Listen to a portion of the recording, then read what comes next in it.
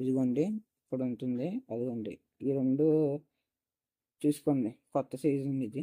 Okay, yes ranked players కూడా చూపిస్తున్నాను, ఇప్పుడు చూసుకోండి. ఓకే, ఇప్పుడైతే ఏ స్పీడ్ అయితే చూసేయండి. ఓకే